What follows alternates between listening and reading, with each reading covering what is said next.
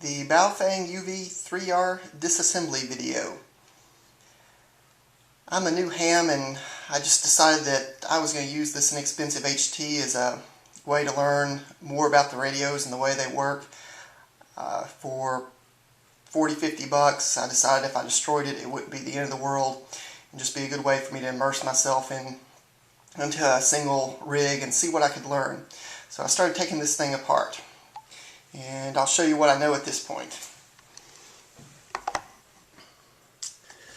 So really, initially, there was just a lot of screws that had to come out.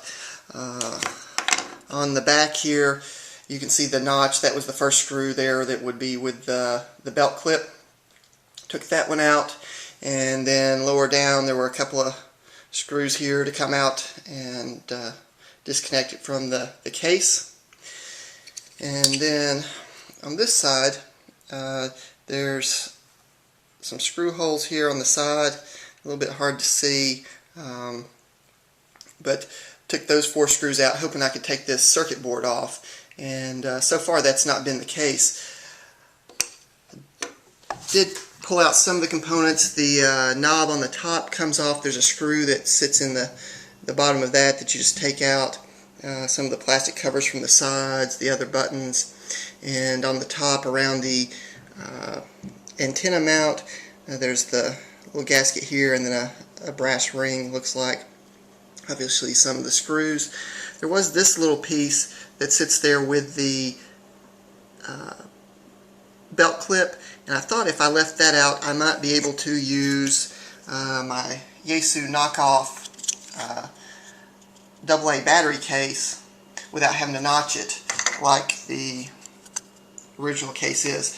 But because of the metal there, there's still not enough room, so I'm probably going to have to notch that if I want to use that case with this radio.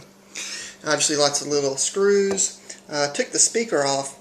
I know some people have been complaining about hot audio on the receive, and I'm wondering if there's a way that something could just be put over that to muffle that a little bit. You can see on the interior of the case a little bit. That's a real low-tech solution, but might be something that would work. I also noticed there's a little rubber gasket over the microphone there. I really wanted to be able to take this thing apart and get to the circuit board, but as of yet I've not been able to do that. I'm not sure how to remove these connectors here. You can see that's a solid piece of metal there, so those will have to drop back through so that I can pull it out. And maybe I can show you here a little bit.